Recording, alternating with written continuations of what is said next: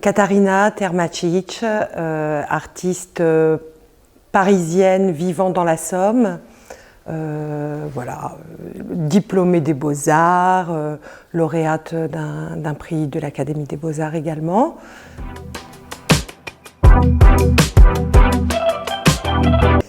Alors là, il y a un éventail dans le temps parce qu'il y a des œuvres qui ont une quinzaine d'années et des œuvres très récentes. Tout ce que vous pouvez voir est habité. Bon, j'ai intitulé l'expo Anima au sens de l'âme, au sens d'une promiscuité entre l'animal et l'homme.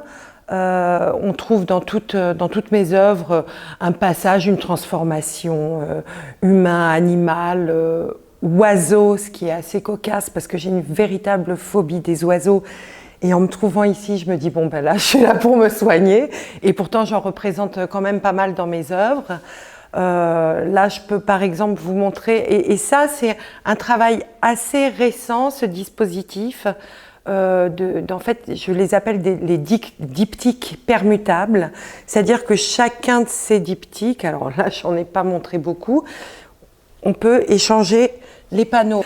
C'est-à-dire que voilà, ça c'est une autre vue de ce diptyque. Voilà, donc l'idée c'est vraiment que chaque position, je les appelle des propositions, raconte une autre histoire et a une autre, du coup, composition. Plein de compositions. Donc ici aussi c'est un diptyque permutable qui a le désavantage d'être encadré sous verre. J'avais pas encore anticipé et trouvé d'idées d'encadrement. Donc voilà, ce diptyque s'intitule Le Secret. Donc là, on peut voir un profil qui chuchote quelque chose à l'oreille, qui murmure. Et là, dans cette proposition-ci, quand on échange les panneaux, on peut s'imaginer qu'on découvre l'ampleur et le contenu du secret. J'aime beaucoup travailler sur papier. Et après, pour des raisons un petit peu, soit de présentation pour ces histoires de diptyques, j'aime bien les faire maroufler sur toile.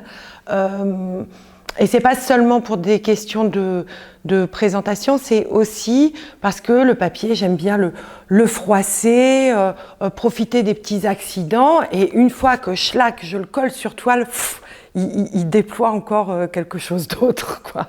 Donc là, il y a beaucoup d'œuvres sur papier.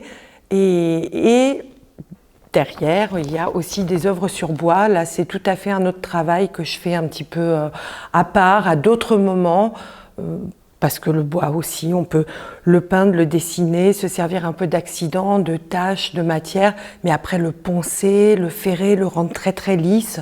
Donc c'est toujours une découverte pour moi de voir ce qui va émerger de tout mon travail plastique. Il n'y a aucune préméditation.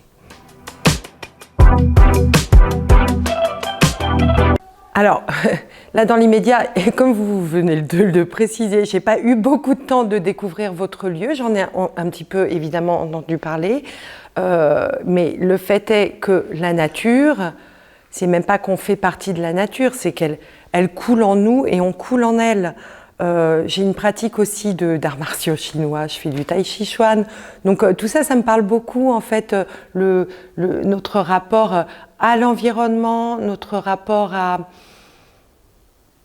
le très très petit, le petit détail et en même temps la grande forme qui se dégage.